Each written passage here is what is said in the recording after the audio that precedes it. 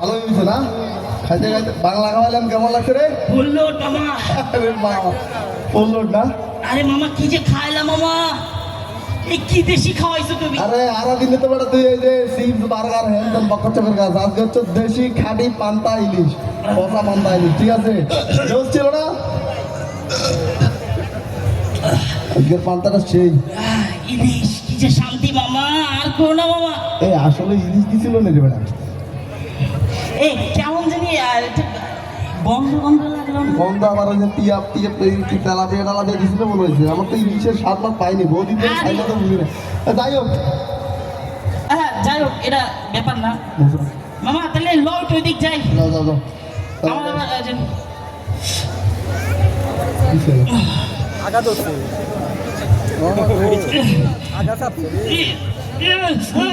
মামা কামড়াচ্ছে। কি কি সমস্যা কি? তোমার দেশি তো কামছে, তুমি কি দেশি খাওয়াইছো? এই কি কি সমস্যা কিছে? চাপ দিছে মামা। আল্লাহ এখানে না, এখানে না। এই আস্তে আস্তে সাবধান। মামা কেমনে কেমন কই যাবো? ওই ওই মামা ইয়া ভাই তোর কি হইছে?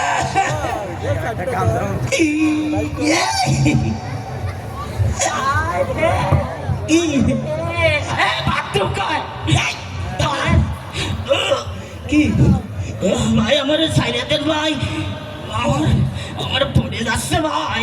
কি করে যাচ্ছে? অতে বুঝবেন না ভাই। ভাই ভাই আপনার এই জামাটা বন্ধু আমি ভাই খাইছিলাম খাইছিলাম ভাই। তাই কি খাইতে কইছে? শয়তান বেড়ায়, হ্যাঁ আমার শয়তান মামা হ্যাঁ আরে কয় তোর আজকে দেশি খাওয়াবো। বেশি খাবে। ও মা ও মা গো, ও ভাই ছাড়া দেন আমারে। ও ভাই ছাড়া দেন তাড়াতাড়ি। ও মানে এইটা পেটে চাপতে যায়। হ্যাঁ ও ভাই বুঝলাম। ও কোন দিক? এবার পাবলিক টয়লেট ওই কোনায়।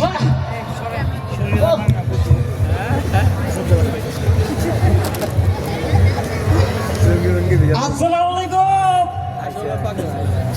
সালামের উত্তর দেন এখন। আসসালামু আলাইকুম। ওয়ালাইকুম আসসালাম।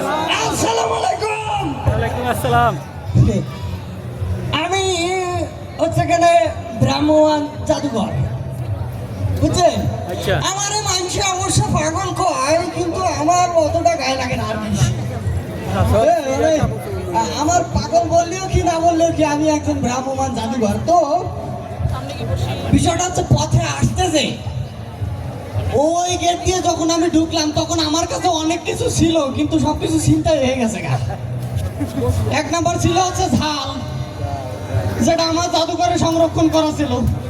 এরপরে ছিল হচ্ছে ওই যে কি বলে লেবু, লেবু আমার জাদুঘরে সংরক্ষণ করা ছিল। এরপরে ছিল হচ্ছে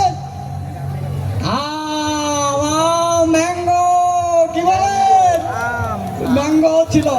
কিন্তু আসলে আমি আসতে যে আমার কাছ থেকে ওগুলো সব চিন্তাই হয়ে গেছে।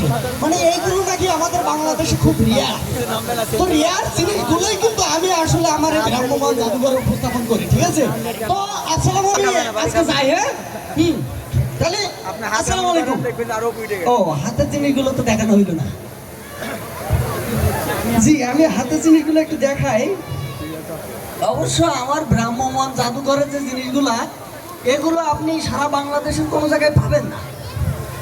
এই জিনিসগুলা আপনি মনে করেন যে ফুটপাতে পাবেন অথবা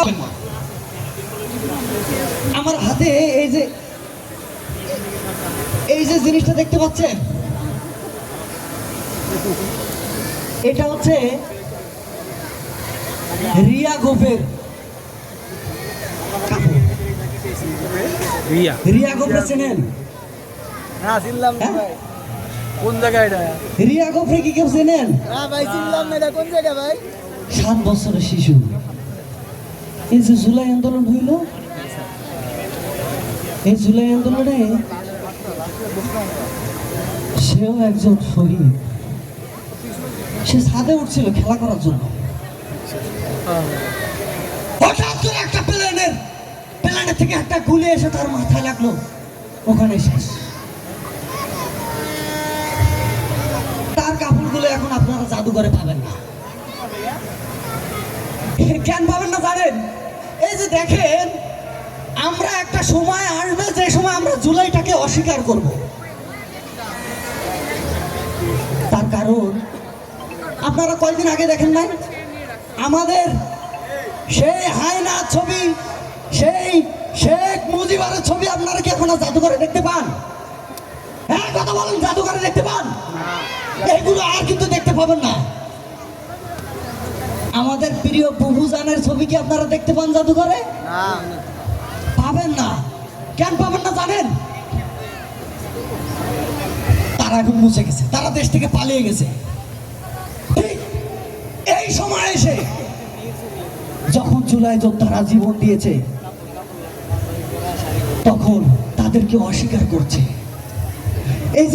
এই যে জামাটা দেখতে পাচ্ছেন, এটা আবু সাইদের জামা। এইটাও আর কয়েকদিন পরে এই জাদুঘরে আর থাকবে না, খুঁজে নিতে হবে কোনো ডাস্টবিন থেকে। আপনারা জুলাইকে অস্বীকার করবেন,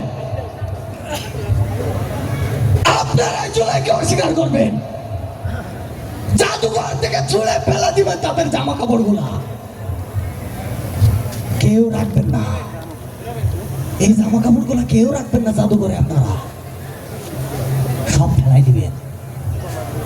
আপনারা সংসদে বসে বসে কোন জুলাই হয় নাই? আপনাদের মধ্যে কি কোনো মনুষ্যত্ব নাই? হ্যাঁ, আজ পয়লা বৈশাখের দিন আইছেন, অথচ এই শহীদদের আপনারা খোঁজ নেন নাই। মূর্খের জাতি কোথাকার! আপনাদের কাছে একটা অনুরোধ করে যায়, পয়লা বৈশাখ পায়ে জুলাইটারে ভুললেন না। পয়লা বৈশাখের আনন্দে জুলাইটারে ভুললেন না। এই শহীদের কাপড়গুলোরে আপনারা ভুললেন না। তাজা রক্ত দিছে তারা, তাজা রক্ত।